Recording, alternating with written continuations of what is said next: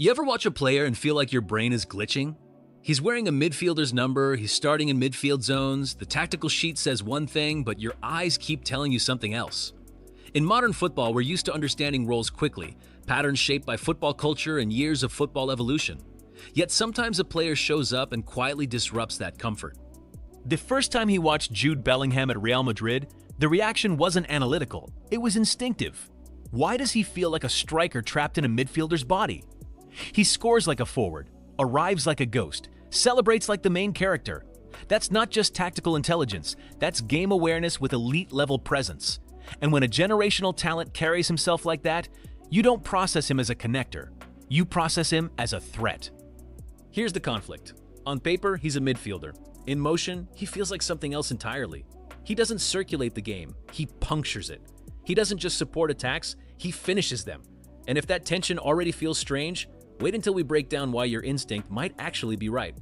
On paper, it's simple. He's a midfielder. That's the starting point. But football isn't played on paper. It's felt in movement, in rhythm, in presence. And that's where the discomfort begins. Because when people think of a traditional midfielder in football culture, they imagine control, tempo, distribution, someone orchestrating the flow. But Bellingham doesn't orchestrate the game the way we expect. He disturbs it.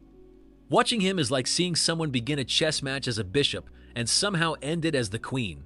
That's the kind of role distortion we're witnessing in modern football.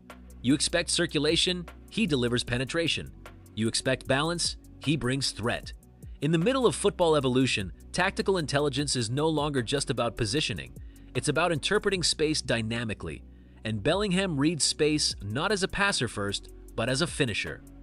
Under Carlo Ancelotti at Real Madrid, that freedom becomes amplified. The system bends around his game awareness. Late runs into the box aren't accidents, they're patterns. He waits for defenders to relax, then attacks the blind side with elite-level timing.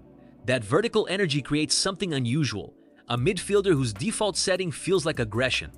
And if that's already unsettling, the next layer makes it even clearer. Most midfielders are trained to look for passing lanes. That's their instinct. Receive, scan, circulate. But Bellingham? He scans for scoring lanes. That subtle shift changes everything in modern football. It's not that he lacks tactical intelligence, it's that his game awareness is wired vertically. While others think about connecting phases, he thinks about collapsing them. And that difference is what makes him feel like something else entirely. Think of it this way. Traditional midfielders are architects. They design structure, they measure angles, they control tempo. Bellingham plays more like a demolition expert. He doesn't sketch the blueprint, he breaks into the building. In the bigger picture of football evolution, that's a radical profile. Because when a midfielder's first instinct is penetration instead of orchestration, he stops feeling like support and starts feeling like the final act. His timing is what elevates it to elite level. He's not camping in the box like a striker. He appears when the defense mentally exhales. That's big game mentality combined with elite spatial reading. You saw shades of it in Frank Lampard's late runs. You felt dominance like that with Zinedine Zidane's presence. But Bellingham blends physicality, aggression, and timing in a way that feels distinctly generational talent. And once you notice that pattern, you start realizing this isn't just tactical, it's psychological. Some players look like they're participating in the game. Bellingham looks like he believes the game belongs to him, and that's not arrogance, that's big game mentality at elite level. In modern football where systems dominate narratives, very few players impose personality on structure. But he does. His body language says ownership, his posture says authority, and that changes how we interpret everything he does on the pitch. Watch him closely, chest open, constantly demanding the ball, communicating with urgency, celebrating goals like defining moments, not routine finishes. That emotional charge shifts perception. Because in football culture, midfielders are often associated with control and balance. Bellingham transmits impact and inevitability. He doesn't move like a supporting character. He moves like the script was written around him. And here's the deeper layer. When a player carries that kind of presence, our brain associates him with attackers, with match winners, with decisive figures. That's game awareness expressed not just tactically, but emotionally. In the bigger picture of football evolution, influence matters as much as positioning. And if he feels like a protagonist, maybe it's because his role isn't as traditional as we thought. Here's the uncomfortable truth. Modern football no longer respects fixed identities. The game has evolved past rigid positional labels.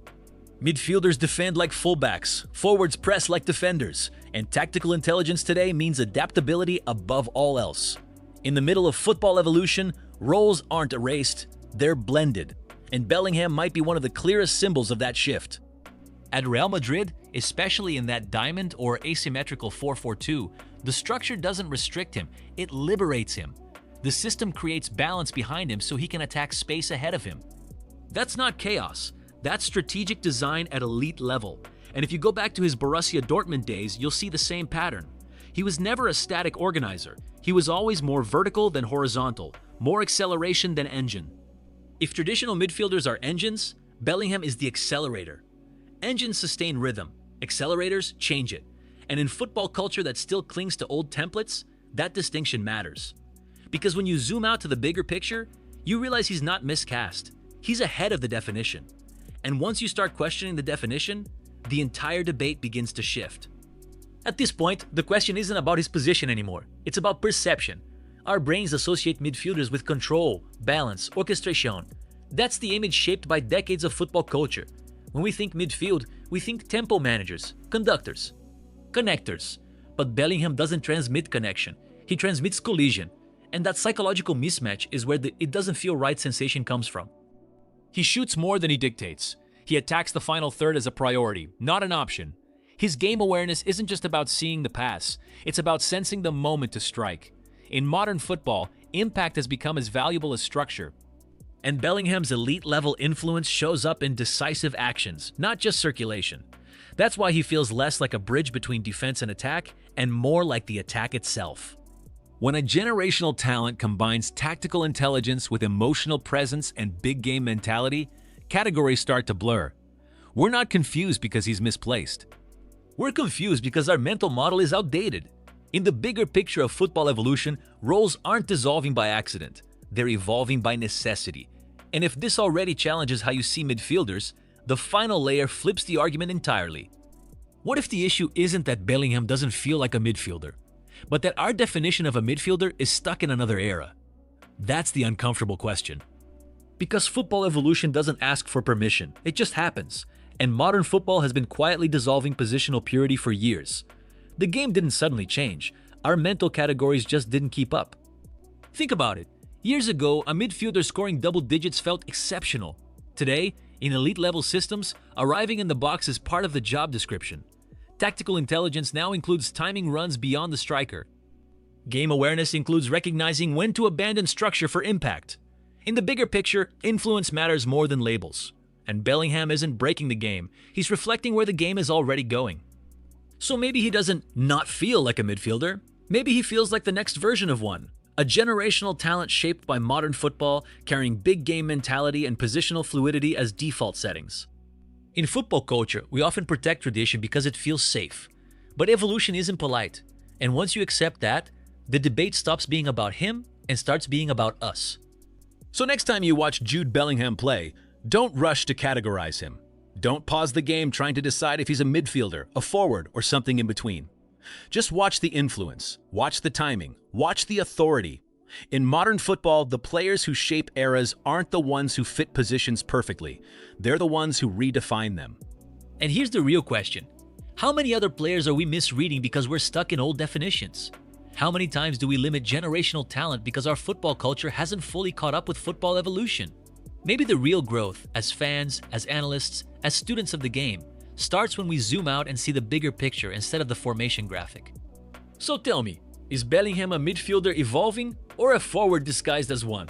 I genuinely want to know how you see it. Drop your perspective in the comments, and if you enjoy breaking down the game beyond the obvious, beyond highlights, beyond surface analysis, subscribe to the channel and turn on notifications. Because here, we don't just watch football, we understand it at elite level.